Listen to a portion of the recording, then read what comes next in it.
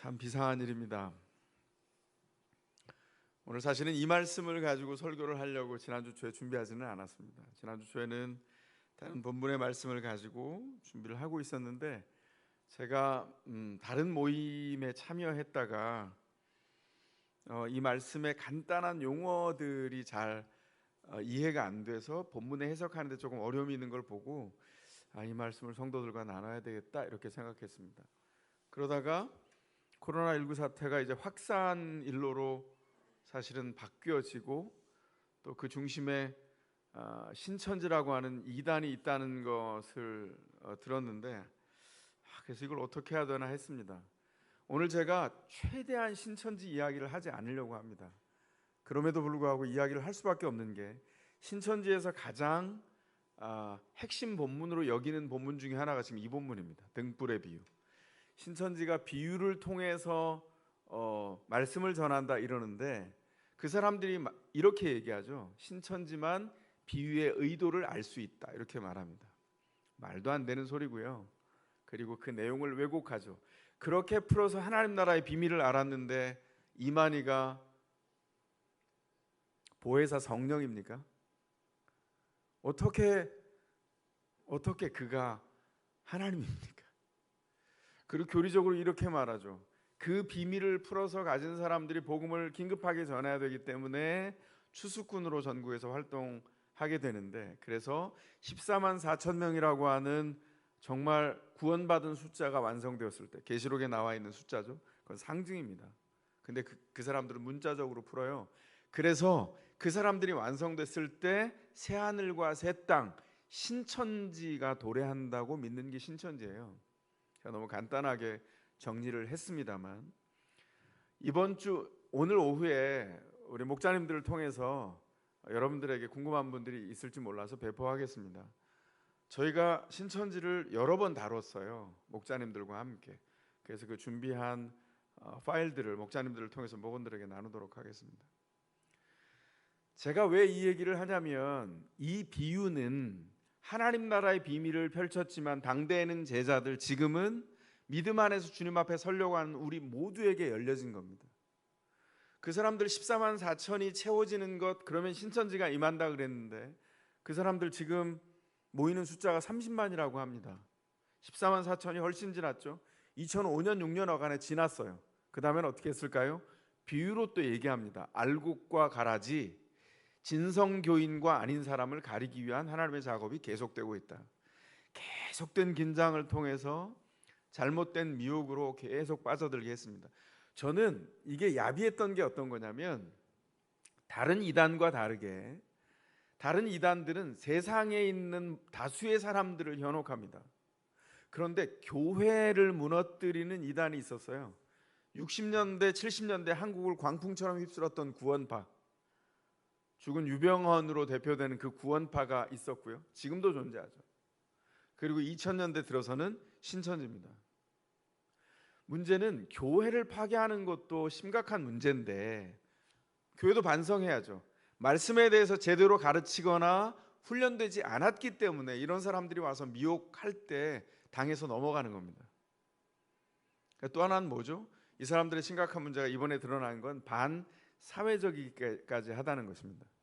기독교는요, 로마 제국 시대부터 기독교는 전파될 때 다른 사람들의 오해와 손가락질을 받았지만 그들이 3세기에서 4세기로 넘어갈 때 로마 제국의 모든 시민들에게 우리 시민들의 귀감이 되는 사람들이다, 이렇게 박수를 받고 인정을 받았던 이유가 뭔 줄 아세요? 그들이 다른 로마 시민권자들보다 더 도덕적이고 더 희생적이었다는 거예요. 그 당대에 어려움을 당하거나 질병과 전염병에 노출됐을 때 그들은 앞장서서 섬기고 도왔습니다.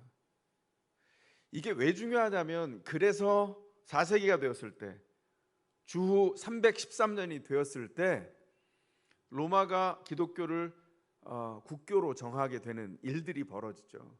그건 사실은 복음이 전파된 것뿐만 아니라 높은 우월한 도덕성까지도 그 안에 포함되어 있습니다.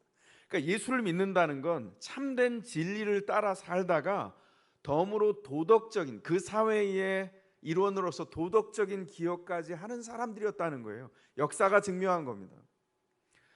성경을 가르치지 못했던 시대, 중세 시대의 성경은요 굉장히 비싼 거였어요. 초대교회는 구전으로 전했지만 중세 때는 성경 자체를 우상화해서 이게 굉장히 비쌌습니다. 성경을 필경하는 사람들의 연봉이 높았고요. 그리고 성경 한 권이 지금 돈으로 환산하면 최하 5천만 원에서 1억 그 이상을 호가하는 비싼 거였어요.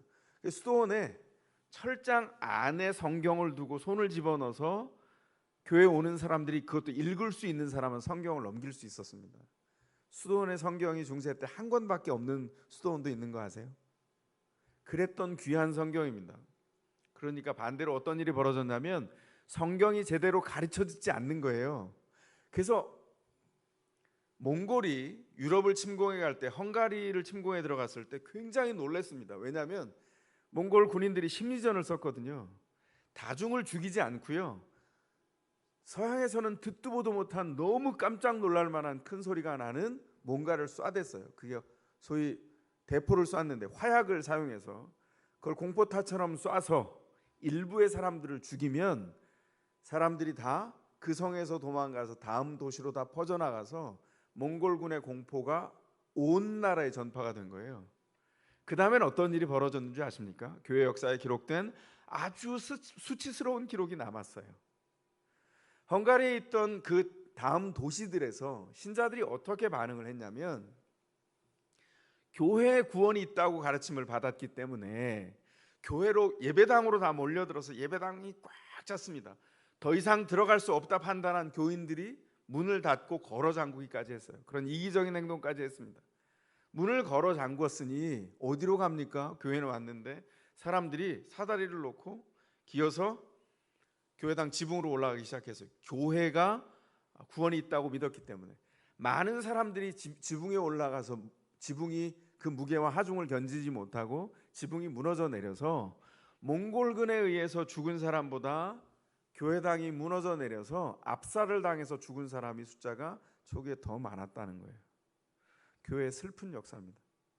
교회는 성전이 아니에요. 모이는 장소입니다. 성전은 어디죠? 각 사람입니다. 각 사람이 모여서 함께 고백하는 교회 공동체예요. 우리가 비상한 상황이 되어서 지금 가정에서 예배를 드릴 뿐만 아니라 우리 모두가 한동안 비상한 상황에 비상한 대처를 할지도 모릅니다. 지난주에 한 집사님이 저한테 농담을 했어요. 주중에 뭐라 그러셨냐면 목사님 오늘 교회에서는 예배 때 이렇게 마스크를 썼더니 목사님이 마스크 벗으세요 이렇게 야단을 쳐서 다 벗었대요. 그러면서 뭐라 그러셨냐면 아니 죽으면 다 천국 가는데 그렇게 말씀하셨답니다. 그럼 집사님 저한테 반문했어요. 우리 교회는 믿음이 너무 적은 거 아닌가요? 그래서 제가 반어법이죠 이렇게 속으로 생각했는데요. 반어법이죠. 왜냐하면 주님이 이 땅에 비상한 상황이 됐을 때 그 일을 대처할 수 있는 지혜를 마스크도 주셨고 대비할 모든 것을 다 주셨어요. 그러면 그때 걸맞게 대비해서 반응하면 됩니다. 아까 말씀드린 대로 이런 비상한 상황에 이 교회라고 하는 장소가 구원받는 곳이 아니에요. 몽골군이 침입해 왔을 때 수치스러운 유럽 역사로 끝나면 좋겠습니다. 우리는 어떻게 할까요? 비상한 상황에서 비상하게 대처할 때 심지어는 가정에서 예배를 드리는 상황이 와도 지금 가정에서 예배를 드리는 분들이 지금 계시지만 거기서 주님을 경배하고 교회의 일원으로서 반응하고 공동체로 연결된 것이 끊어지지 않을 것입니다. 우리가 그 일을 이번 한 주간도 예의주시하면서 살펴보고 반응하고 비상한 상황에 비상한 대처를 하게 될 텐데 그럴 때 여러분에게 한 사람도 예외 없이 전달되고 함께 할 수 있도록 안내를 드리도록 하겠습니다. 자, 오늘 등불의 비유를 나누려고 합니다. 근데 이 비유를 나누기 전에 용어 정리를 먼저 좀 하고 가야 되겠습니다. 21절에 말 아래 두지 아니하고 이렇게 했는데 말 아래 두지 않고의 말은 뭘까요? 늘 그냥 쓱 지나쳤는데 이게 무슨 말인지 잘 모르시는 것 같아서 질문을 드립니다. 24절에 되질하여 주는 만큼 했는데 되질이라는 게 도대체 뭘까요? 이렇게 그림을 그리면 좋겠습니다. 1970년대까지만 해도 서울과 대한민국에 존재하는 대도시, 도시들마다 쌀을 파는 가게가 있었어요. 소위 싸전이라고 불렀죠. 싸전은 진짜 환상적인 곳이었습니다. 보통 아래까지 이렇게 다 열려져 있고 정말 어마어마한 크기의 멍석으로 만든 그릇이 있었죠. 그 위에 산처럼 쌀을 쌓아두고 쌀을 팔았어요. 어린 제 눈에는 산처럼 보였습니다. 거기에 뭔가가 놓여져 있었습니다. 그래서 쌀을 깎는 도정의 정도에 따라서 거기 앞에 보면 팻말이 붙어 있었는데 7분도 쌀, 9분도 쌀 이런 걸 팔았어요. 그때는 현미는 없었습니다. 왜냐하면 현미는 쌀에 치게도 못 꼈어요. 그때는 하얀 쌀밥이 제일 맛있는 거라 가장 비싼 게 9분도였죠. 가장 많이 도정해서 밥을 먹으면 하얗게 윤기가 자르르 흐르는 쌀, 그런 걸 팔았어요. 그럼 보통의 사람들은 한 말씩 사다가 먹었고요. 가난한 사람들은 돛박살을 사다 먹었죠. 그럼 한번 보여드리겠습니다. 그때 쌀을 팔 때 쌀이 얼마다 측정하는 도구가 바로 되와 말이었다는 거예요. 되 사진을 한번 보여주시겠습니까? 요게 됩니다. 요거 보신 적 있으세요? 예, 나무꽉으로 돼서 저 살 이렇게 싹 깎아내면 한 되예요. 저 한 되가 800g입니다. 저거보다 작은 단위도 있어요. 요즘 잘 안 씁니다. 저거보다 작은 단위를 홉이라고 하거든요. 제 20대까지는 존재했고 지금도 시골에선 쓰겠죠. 홉은 어디서 썼냐면 소주 잴 때 2홉들이 소주, 4홉들이 소주 뭐 이런 게 남아 있어요. 그걸 제가 왜 아는지는 묻지 마십시오. 하여간 어쨌든 그 홉으로 잰 것이 10홉이 되면 저렇게 한 되가 되고요. 그리고 저 되로 돼 있는 것 10되가 되면 한 말이 됩니다. 말 사진 한번 보여주시겠어요? 저건 우리가 보통 쓰던 말과는 조금 다른 그림이에요. 우리가 보통 쓰는 그림은 원통형으로 직선으로 내려옵니다. 이렇게 아래로 홀쭉해지는 게 아니라 직선으로 내려오고 양쪽에 손잡이가 잡혀 있어요. 그래서 쌀을 그 산과 같이 쌓인 쌀을 콱 퍼가지고 이렇게 측정해서 쫙 밀면 한 말이 되는데 그 한 말이 8kg입니다. 저 한 말을 10개를 더해서 10말이 되면 10말이 우리가 알고 있는 한 가마, 한 섬이 되는 거예요. 그래서 되질한다라고 하는 말은 되에다가 곡식을 넣어서 측정하고 한 돼, 두 대 판단한다 이런 뜻이고, 말을도 측정하는 도구죠. 사실은 헬라어 모디오스라고 하는 우리가 말로 번역된 이 단어가 왜 그러냐면 당대 예수님 시대의 가장 큰 곡식 측정 도구였거든요. 모양이 우리가 쓰는 말하고 똑같이 생겼어요. 재질이 다르고 들어가는 양이 조금 다른데 똑같이 생겨서 번역자들이 이걸 말이라고 번역을 했습니다. 자, 여기까지 놓으면 이제 본문을 들어갈 준비를 끝냈습니다. 오늘 본문에 보면 5절밖에 되지 않은 짧은 본문이지만 하나님 나라에 대한 비유가 2개가 나옵니다. 등불의 비유와 되질의 비유입니다. 오늘 이 비유를 통해서 하나님 나라의 비전이 뭔지, 그리고 신자의 부르심이 뭔지 다시 한번 확인해 보려고 합니다. 먼저 등불의 비유입니다. 왜 비유로 말씀하셨죠? 비유는 왜 그렇게 말씀하셨냐면 당대 사람들이 그 사물을 놓고 비유할 때, 자연현상을 놓고 비유할 때 한 번에 딱 그림을 그리고 알아들을 수 있도록 진리를 전하기 위해서 비유를 썼습니다.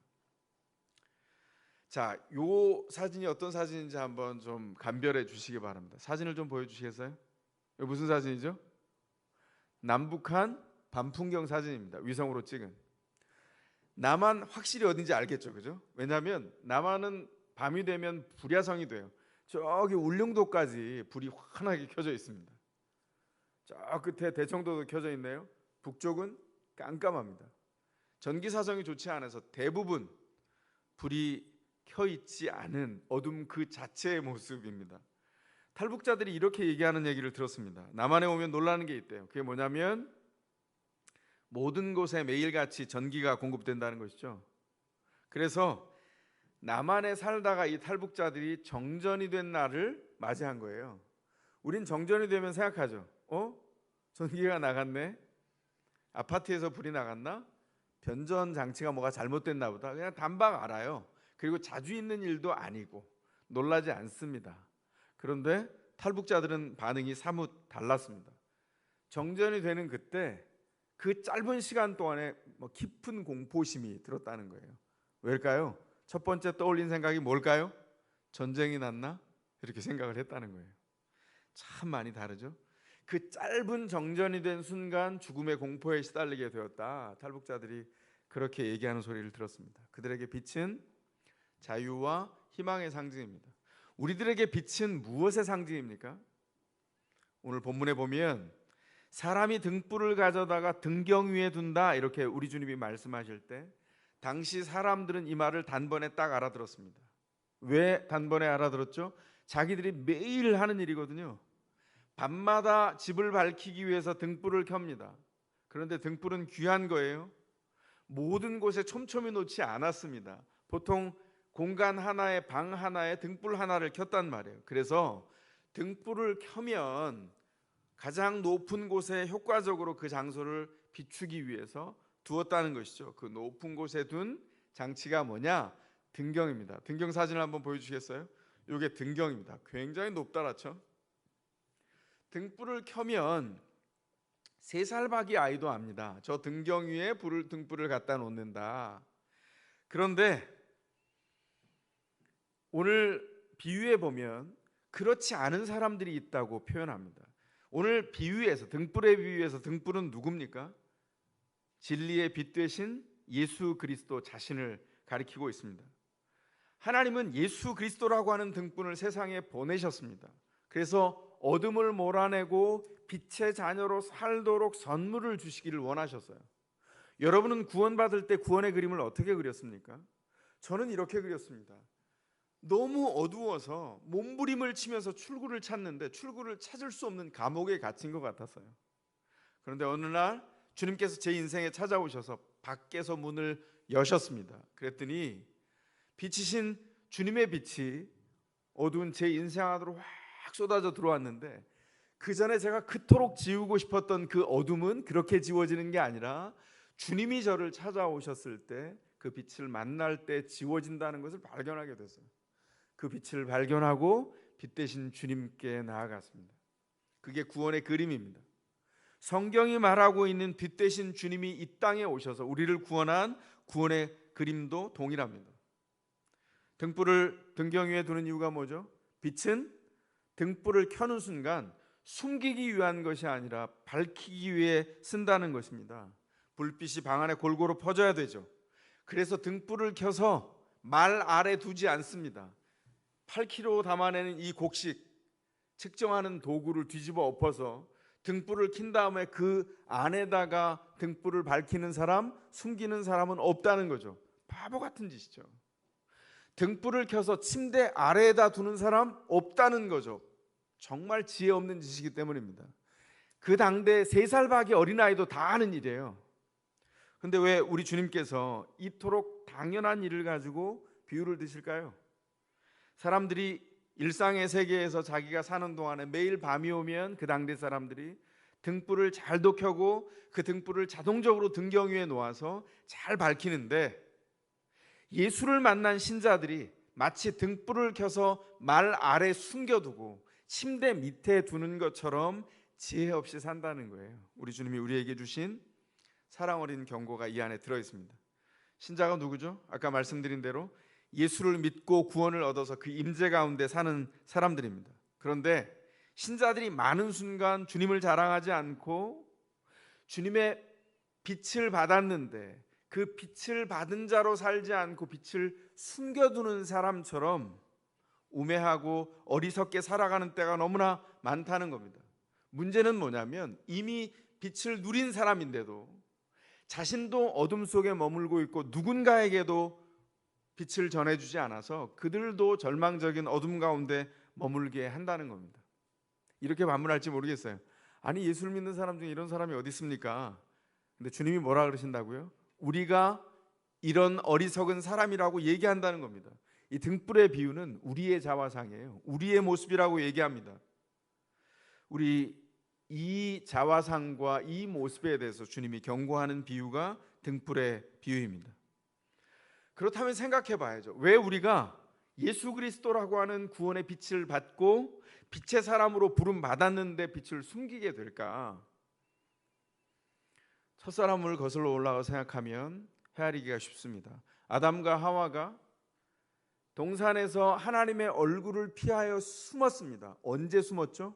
그들이 범죄했을 때, 그들이 죄가 일어났을 때 숨었어요. 그들의 범죄의 원인이 뭐죠? 하나님의 말씀을 듣지 않았습니다. 하나님이 에덴 동산 전체를 관리하도록 특권을 주시고 신뢰하시고 맡겨주셨어요. 내가 너희를 신뢰한다 맡겨주셨습니다. 하나님과 같이 영원한 생명을 누렸었고, 그리고 모든 하나님이 피조한 땅에서 식물에서 나는 먹을 것을 다 먹을 수 있었어요. 단지 두 종만, 생명을 알게 하는 나무와 선악을 알게 하는 나무의 과일 두 종류만 먹지 말고 나머지는 다. 근데 죄는 이렇게 생각합니다. 왜 두 개만 못 먹어? 그리고 거기에 주목해서 하나님의 말씀이 이걸 먹으면 죽는다 했는데 계속 접근해 가는 거예요. 마음의 경계를 계속 부서뜨리고 하나님과 피조물 사이의 경계를 뚫고 들어가려고 하는 죄성과 그 마음이 계속 충동질을 하는 겁니다. 가까이 가서 보는 거죠. 와, 보고 또 봅니다. 먹지 말라 그랬는데 유혹을 받으면 당분간 보지 않아야 되지 않아요? 계속 봅니다. 와, 상상하죠. 내가 먹었던 어떤 과일 맛과도 다를 거야. 저 과일은 너무나 신비한 맛이 날 거야. 그리고 군침을 계속 흘리고 돌아갑니다. 계속 그렇게 반복돼서 경계를 풀면 어떻게 되죠? 그 경계를 부시게 돼 있어요. 범죄는 하루아침에 일어나지 않습니다. 그 사이에 수백 개, 수천 개, 수만 개의 문을 지나서 결국 도달하는 거예요. 근데 여기에 굉장히 중요한 패착이 있습니다. 그 경계는 뭐 2만 볼트 전기가 흐르는 게 아니에요. 자유의지를 줬기 때문에 언제나 손을 다서 딸 수 있었습니다. 늘 곁에 있어요. 우리에게 준 경계와 동일합니다. 우리에게 이것은 지켜야 돼 라고 주신 상식적인 선에 굉장히 많은 일들, 남편됨, 아내됨, 자녀됨, 부모됨부터 시작하는 그 수많은 관계에서부터 이 경계가 다 있죠. 이 경계는 원하면 언제든지 허물 수 있어요. 허물면 어떻게 될까요? 이들의 결과가 우리 모두에게 영향을 주죠. 그들은 허물었습니다. 선악과를 땄어요. 먹었을 때 어떤 맛이 났을까요? 저는 상상컨대 맛이 정말 없었을 겁니다. 제가 집에서 이 말을 쓰면 딸에게 벌금을 내야 돼서 안 쓰는데 제가 생생한 실제 언어를 써야 되니 한번 하겠습니다. 정말 맛이 거지 같았을 거예요. 너무 맛있다고 생각한 상상과 너무 다른, 너무 평범하고 정말 별반 다르지 않은 그런 맛이 났을 겁니다. 하나님은 좋은 것을 이미 다 주셨어요. 그것은 단지 상징에 불과했습니다. 하나님의 하나님됨에서 오는 그 말씀과 권위를 통해서 듣고 그 말씀을 들어서 살아가는 존재가 너희다, 이걸 가르쳐 주기 위한 경계였던 거예요. 그 경계를 허문 순간 어떤 일이 벌어졌습니까? 상상할 수 없는 재앙이 인간 속으로 밀려 들어왔죠. 그리고 하나님의 얼굴을 피하여 숨었습니다. 우리가 어떻게 사냐면 빛의 존재가 되어서 구원을 입었는데 하나님 그냥 절반 정도만 따라오시고, 제가 절반 정도 하나님 따라오고 절반은 좀 눈 감아 주시면 안 돼요? 이렇게 생각하는 분들이 많습니다. 정말 그렇습니까? 하나님은 겉으로 드러난 것을 받으시는 게 아니라 그 중심을 받으세요. 자녀를 키울 때 우리가 자녀에게 뭘 감동하죠? 자녀가 부모가 가르치는 것에 전심으로 반응할 때 감동합니다. 눈 가리고 아웅하면서 거짓말을 하기 시작하는 초등학교 고학년, 중학생 이렇게 되면 부모가 고민이 많아지죠. 왜냐하면 아이가 겉으로 치장하는 걸 배웠어요. 사회화가 된 거죠. 아빠는 이 말을 하면 좋아해, 엄마는 이 말을 하면 좋아해. 근데 기가 막힌 건 아빠 엄마가 금방 알아채는 거죠. 이 녀석이 겉핥기를 배웠네. 정말 원하는 건 뭡니까? 잘 안 되더라도 아빠가 엄마가 원하는 중심을 주는 일이에요. 제가 제일 감동했던 이야기 중에 하나는 제 스승님의 따님, 이제는 40대가 되었을 그 따님의 어린 4살 때 얘기입니다. 엄마가 열이 펄펄 나서 누워있는데 딸이 이렇게 지켜보더래요. 엄마 아파? 그랬더니 엄마 기다려봐. 그랬더니 한참 나갔다가 들어오더랍니다. 제 스승님이 남편이신데 옆에 이렇게 간병을 하고 있고 4살짜리 딸이 나갔는데 그런가 보다 하고 뒀어요. 한참 있다 들어왔는데 손이 차갑더랍니다. 엄마 이마에 짚어주고 엄마 괜찮아? 그리고는 좀 있다가 기다려봐 하고 또 나가더래요. 얘가 뭘 하지? 제 스승님이 아빠가 따라갔습니다. 뭘 하나 봤더니 부엌에 가서 그 식탁용 어린이 의자가 있잖아요. 높다라는 의자. 그걸 옆에다 두고 거기를 기어 올라서 냉장고 그 윗칸에 있는 냉동칸에다가 손을 꽉 집어넣어서 한참 동안 얼굴을 찡그리고 그 손이 얼 때까지 참다가 그 손을 가지고 와서 얼린 손을 엄마 머리 위에 짚어주는 거죠. 그걸 뭐라 그런다고요? 4살짜리가 반응한 부모에 대한 전심의 사랑이라고 한다고요. 주님이 원하는 건 그거예요. 빛으로 구원을 입었습니다. 우리가 반응할 게 뭐죠? 전심을 다해서 그 빛된 그리스도의 놀라운 구원을 누리는 거예요. 그게 뭡니까? 등경 위에 두는 겁니다. 하나님의 말씀이 가장 귀합니다. 하나님의 말씀이 내 삶을 비춥니다. 하나님의 말씀이 나와 함께한 사람들을 비추어냅니다. 하나님의 말씀이 비추어지는 순간, 예수 그리스도가 들어오는 순간 어둠은 사라집니다. 왜냐하면 주님은 빛이기 때문입니다. 이렇게 고백하게 된다는 것이죠. 그런데도 불구하고 우리가 주님을 알았음에도 불구하고 첫사람 범죄한 아담과 하와처럼 빛을 두려워합니다. 주님은 이 말씀을 하시면서 우리가 지난주에 나왔던 이 본문 바로 앞에 있는 씨 뿌리는 자의 비유를 말씀하실 때처럼 강조하는 게 있죠. 뭡니까? 들을 귀 있는 사람은 들어라 명령하십니다. 주님이 왜 이렇게 말씀하십니까? 주님이 이렇게 말씀하는 겁니다. 얘들아, 너희들 내 말 알아듣겠니? 내가 등불이다. 나는 빛으로 드러날 거야. 그런데 너희가 그 등불을 등경 위에 두는 것처럼 나를 높이고 존경하고 경배하는 동안에 드러나게 될 것이다. 너희가 나와 나의 가르침을 귀하게 붙들고 살고 있냐? 이렇게 묻는 거예요. 주님의 가르침을 붙들고 살고 있습니까? 오늘 본문이 연속적으로 비유를 말씀하시면서 주님이 온전한 들음에 대해서 계속해서 강조합니다. 지난주에 말씀드렸죠. 순종에서 기적이 일어납니다. 지난주에 뭐라고 말씀드렸냐면 순종은 극도로 집중해서 듣는 것을 의미한다고 말씀드렸어요. 그 반대는 뭡니까? 듣지 않고 돌아앉아 자기 궁리를 하는 겁니다. 자기 궁리를 하는 것은 신자에게 걸맞지 않고 하나님 나라에 걸맞지 않습니다. 그것은 주님을 기뻐하게 하는 삶이 아니에요. 자기 쾌락에 빠져서 자기가 원하는 것을 추구하고 기뻐하려다가 자기도 온팍 죄에 빠지는 일이 일어나게 되는 것이죠. 그러므로 주님 앞에 나아가서 등불의 비유가 말하는 것처럼 그 빛 대신 주님을 만난 사람은 등불을 높이 듭니다. 그 사람은 상황을 듣는 게 아니라 주님께 듣습니다. 주님이 너희는 빛을 받은 자녀다. 등불인 나를 높은 등경 위에 놓는 것은 너희의 삶에 지극히 당연한 반응이다 말씀하실 때 어떻게 반응한다고요? 예, 자연스러운 일이죠. 우리가 살 때 그런 것처럼 신자로서 우리도 그렇게 하겠습니다. 극도로 집중해서 그 등불을 주님의 진리의 빛을 인생의 가장 높은 곳, 내가 결정해야 할 가장 높은 우선순위에 두고 나머지의 인생의 질서를 잡게 된다는 것입니다. 그때 우리 주님은 우리의 인생의 어둠을 지우고 빛으로 밝힐 뿐만 아니라 다른 우리와 관계된 사람들에게도 주님의 진리와 빛이 무엇인지를 알게 하시고 세상을 밝히게 하신다는 거예요. 여기 약속이 있고 생명과 구원이 있습니다. 두 번째로 주님이 비유로 우리에게 도전하십니다. 되질의 비유입니다. 본문이 뭐라고 말하죠? 너희가 되질하여 주는 만큼 너희에게 되질하여 주실 것이요 덤으로 더 주실 것이다. 이렇게 말씀합니다. 우리는 하나님의 기준으로 살 수 있는 것 같지만 사실은 그동안 경험해 온 게 너무 많아요.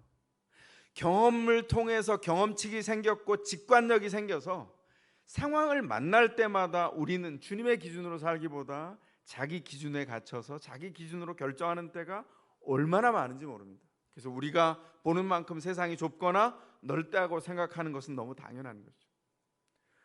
제가 몇 년 전에 학교에서 중학교 아이들을 데리고 실험한 적이 있는데요. 그 실험했던 사진을 다 모아놨는데 쓰려고 보니까 못 찾겠어요. 어느 파일에 들어있는지.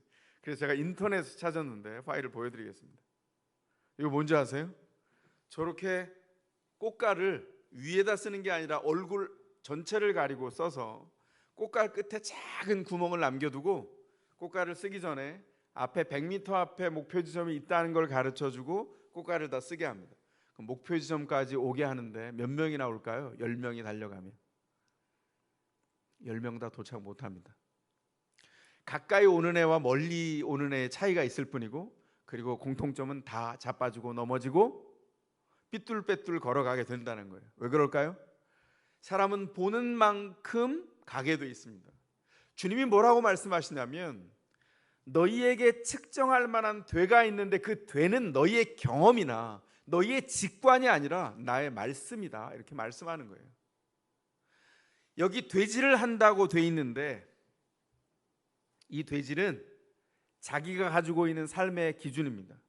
꽃갈 보면서 어떤 생각이 들었어요? 우리가 저렇게 살진 않지, 이런 생각이 듭니까? 우리 주님이 뭐라고 말씀하냐면, 사람마다 자기의 기준, 자기의 되를 가지고 세상을 산다는 거예요. 그래서 우리가 사는 동안에 끊임없이 주님과 상관없이 되질을 하고 삽니다. 되를 가지고 자기 기준을 가지고 측정하고, 그리고 그걸 판단해서 살아간다는 것이죠.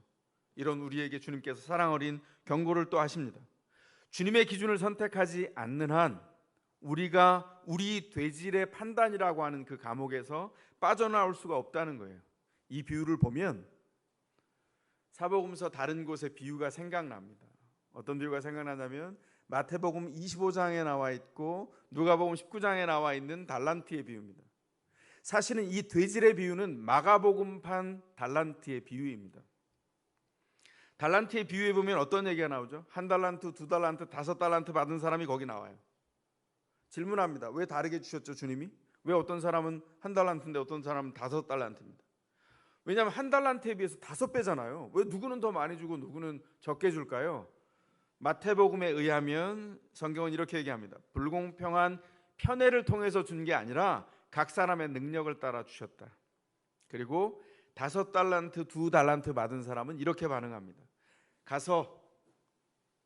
가서 장사를 해라. 5달란트 뭐라고 돼 있냐? 마태복음 곧 가서 장사를 했다, 이렇게 돼 있어요. 2달란트 그와 같이 하여, 이렇게 돼 있어요. 곧 갔다는 겁니다. 그런데 떠나서 주님이 맡겨주신 위대한 위임을 순종하여 수행하는데 1달란트 받은 사람은 반응이 달랐어요. 어떻게 했죠?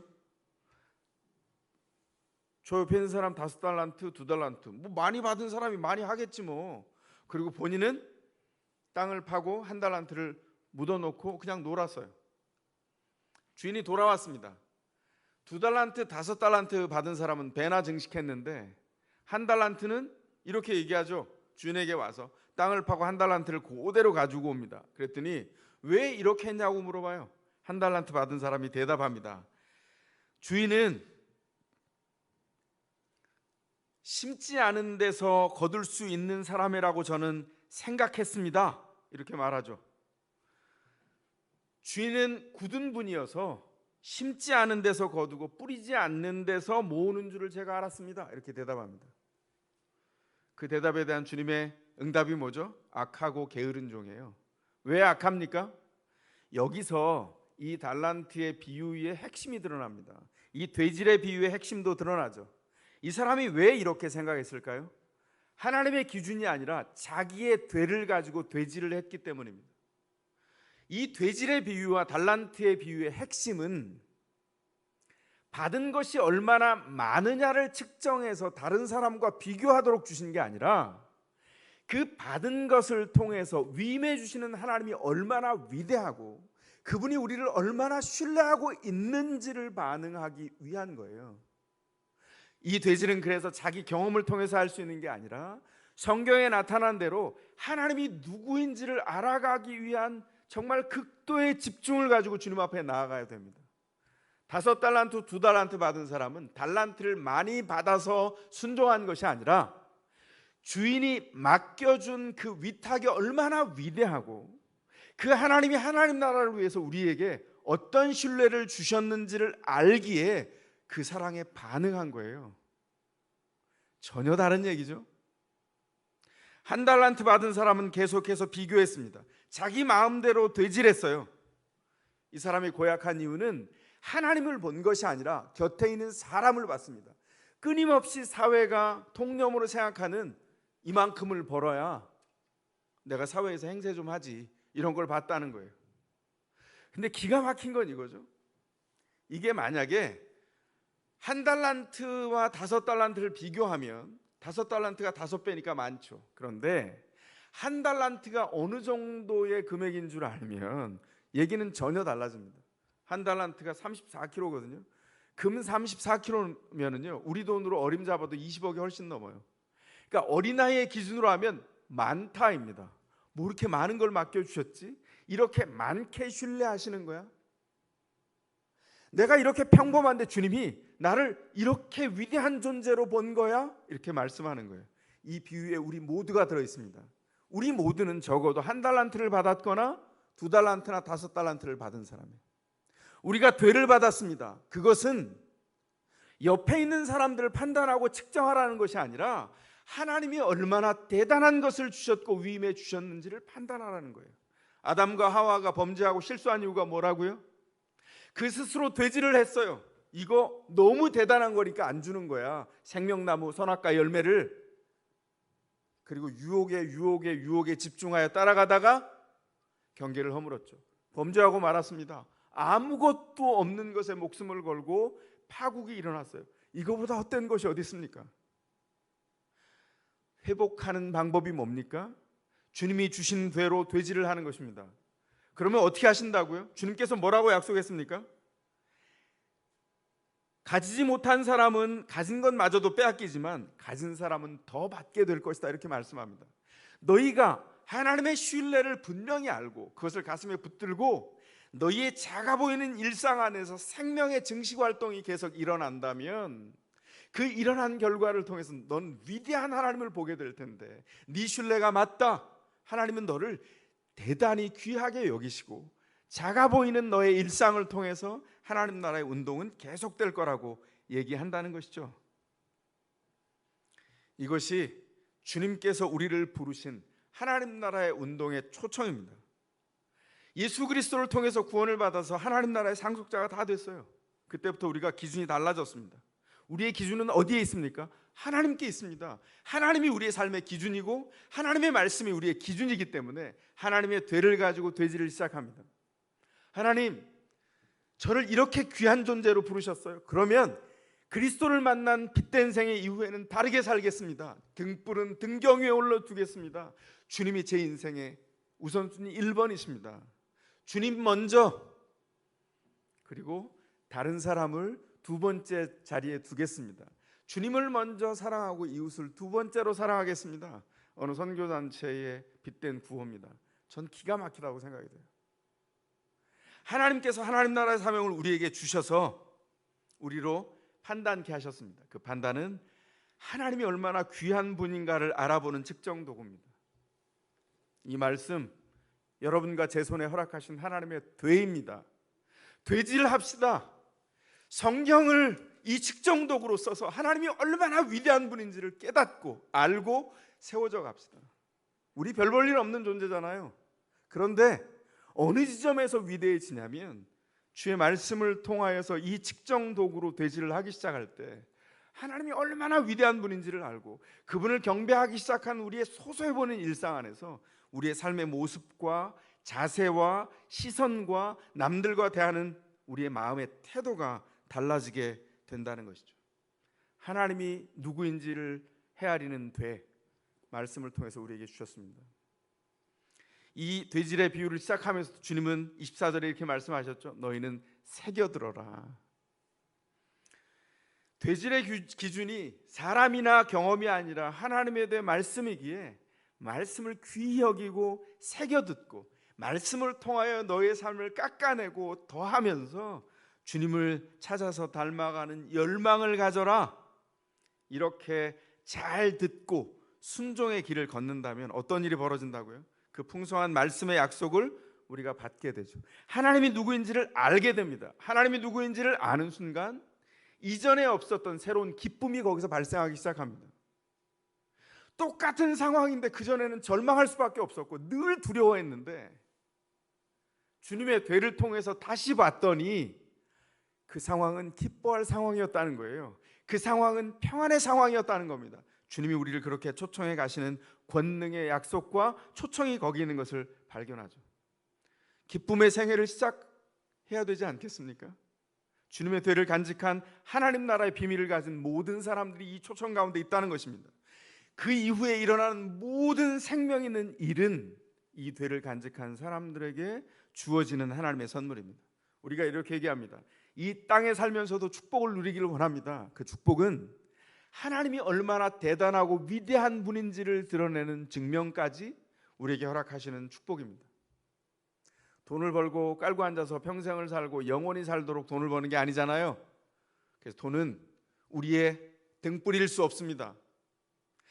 주님이 등불이고 주님의 말씀이 약속이 등불이어서 가장 높은 곳에 올려놓아서 거기서 봐야 돼요. 돈은 있을 수도 있고 없을 수도 있습니다. 그런데 우리 안에 필요한 축복들을 주시옵소서 끊임없이 신자에게 주는 권리를 가지고 기도해야죠. 그리고 주님은 그 기도에 응답하실 겁니다. 우리가 축복이라고 말하고 있는 모든 것을 주께서 우리가 듣고 되질하여 기준을 통해서 주님 앞에 나아갈 때 주께서 우리로 그 축복을 누리게 하신다는 것이죠. 하나님을 아는 것, 하나님께 듣는 것, 거기에서 기적이 시작됩니다. 저는 기적이 상식이 됩니다 이렇게 말씀드리지 않겠어요. 그 기적은 말씀을 귀히 여기고 따라가는 모든 사람들에게 그 순종의 열매로 허락하시는 하나님의 축복입니다. 그 축복을 이 비상한 시국에도 우리가 누렸으면 좋겠습니다. 어려운 때에 이 어려운 때를 섬기는 사람들이 누구라고요? 대구에 갔다 온 사람들, 대구에 있는 사람들 낙인 찍는 거는 세상 사람들이, 부족한 사람들이 합니다. 우리가 거기 동조하지 않죠. 왜냐하면 그건 하나님의 기준이 아니기 때문이에요. 하나님이 어느 때나 어느 시대에나 그 사람들을 존귀히 여겨서 세워가셨습니다. 이 질병의 시대가 또 곧 지나갈 거예요. 중요한 건 그 사이에 우리가 대응하고 하나님을 바라보고 해석하고 공동체가 서로 위로할 뿐만 아니라 공동체 바깥에 있는 사람들에게도 그 섬김의 손길과 우리 삶의 영향력이 가야 되겠죠. 이럴 때 좀 씀씀이를 넉넉히 하십시오. 지금 마스크를 살 수가 없다면서요. 뭐 못 사면 만들죠. 제 마스크 보셨죠? 자랑 좀 할까요? 어제 집사람이 뚝딱뚝딱 만들더라고요. 마스크 감당이 안 돼요. 만들었습니다. 그래서 제가 오늘 요청했어요. 목자 방에 그 본 어떻게 만드는지를 좀 올려달라고 말씀드렸어요. 이거 안 되면 어떡할 거예요? 맞긴 해야 되는데 안 되면 만들죠. 우리가 이렇게 살아가자고요. 하나님께서 우리의 기준이 되셔서 주님께 순종하는 이에게 그 길을 걸어가도록 초청해 주셨습니다. 성경의 법칙은 분명합니다. 듣는 것에서 새로운 세계가 열리고 주님의 세계에 들어갈 때 우리가 할 일은 하나죠. 주님의 말씀을 듣고 또 들어서 하나님의 일하심과 하나님이 누구인지를 알아가는 거예요. 여기 듣는다라고 하는 동사 말고 구약의 쌍이 되는 동전의 양면 같은 또 다른 동사가 묻는다라고 하는 동사입니다. 제가 구약 성경을 볼 때마다 묻는다라고 하는 동사는 그냥 아주 히브리어로 그냥 따라쉬 이렇게 그냥 원래 쓴 동사로 써놓으면 어떨까 이런 충동을 많이 갖습니다. 구약에 보면 역사를 새롭게 바꾸는 장면마다 하나님께 묻는 사람을 통하여서 역사의 물줄기가 바뀌었어요. 그 따라시라고 하는 동사가 가장 많이 인생 전체에 누적되어 있는 사람이 누구냐면 다윗입니다. 다윗의 생애는 동사 따라시를 빼놓고는 설명이 불가능해요. 그는 묻고 또 물었어요. 그가 묻지 않았을 때, 주님께 묻는 걸 멈췄을 때, 기도하기를 멈췄을 때, 영혼이 살아있는 것이 끝났을 때 어떤 일이 벌어졌죠? 바세바를 범하는 끔찍한 범죄가 일어났습니다. 그가 다시 돌이키고 회복되어서 나머지 여생을 어떻게 살았다고요? 묻고 또 물었어요. 그 인생은 주님 앞에 묻고 산 인생이었습니다. 하나님 앞에 물을 때 주님 말씀하시고요. 말씀하실 때 들어서 주님 앞에 집중하여 나아갈 때 순종이 시작됩니다. 다윗의 나머지 생의 역사는 순종의 역사였어요. 우리가 아이들을 만나거나 상황을 만날 때 뭘 합니까? 물어야 됩니다. 아이들 10년 차 키운 부모들 경험이 누적됐어요. 그러면 이런 생각이 들죠. 애는 반드시 실수합니다. 실수할 특권이 있기 때문에 실수하는데 실수할 때 야단쳐야죠. 그런데 또 실수했네. 야단치려고 엄마가 접근하려고 하는데 보니까 잠깐만, 내가 흥분하면 안 되지. 그리고 주님 앞에 묻고 기도하기 시작했어요. 그래서 주님이 말씀합니다. 품어라. 어떻게 품습니까? 저거를 지금 반을 어떻게 좀 이렇게 해놔야 그 다음을 갈 수 있지 않겠어요? 이런 생각이 드는데 품어라 이렇게 말씀하세요.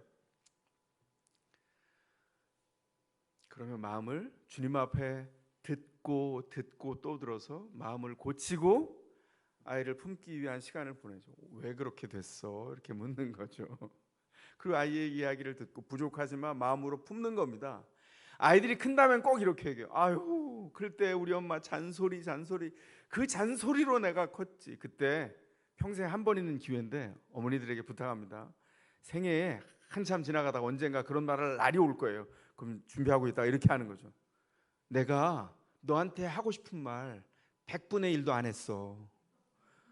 주님께 물었기 때문이야. 말씀하시기 바랍니다. 안 그렇습니까? 어떻게 말을 다 하고 삽니까? 사랑하기 때문에 말하고 사랑하기 때문에 입을 닫습니다. 왜냐하면 주님께 물으면 주님께서 이렇게 말하죠. 내가 너를 그렇게 키웠니? 내가 너 잘못할 때마다 다 이렇게 말하면서 벼락을 내렸다면 너는 지금 여기 살아있지도 못해. 수백 번 죽었을걸? 이렇게 말씀하시는 거예요. 주님 앞에 묻고 또 들으면서 순종하며 주님 앞에 세워가는 것이 우리의 생애입니다. 우리가 지금 활동을 많이 못하는, 그래서 가족들이 더 집중해서 하나님을 바라봐야 되는 시기에 사순절 프레어나인을 하게 됐습니다. 사순절 프레어나인을 하는 동안 정말 주님께 집중합시다. 주님께 들읍시다. 주님 앞에 묻고 주님께 듣고 순종의 열매가 우리 안에 이루어져서 가족을 서로 격려하고, 그리고 연결돼서 그 일이 넘쳐나서 목장 식구들을 함께 격려하고 온 공동체를 위해서 기도하고 국가를 위해서 기도하고 이 전 세계적인 현상이 멈추고 새로운 길을 갖도록 위해서도 우리가 계속 기도하는 일을 함께 했으면 좋겠습니다. 묻는 것, 듣는 것, 순종하는 것, 더세물교회 성도들의 특권이 되어서 이 40일이 지나는 동안 고난을 마다하지 않고 주님께 묻고 기도하시면서 순종의 길을 걸어서 십자가에 오르신 주님을 기억하십시다. 제자들이 물었어요. 꼭 예루살렘에 가셔야 되겠어요?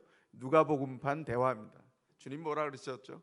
내가 끝끝내 예루살렘에 올라가야 되겠다. 이게 우리 주님의 사랑입니다. 왜 그렇게 했을까요? 물었기 때문입니다. 왜 그렇게 하셨을까요? 하나님께 들었기 때문입니다. 어떻게 이런 결정을 하실 수 있었습니까?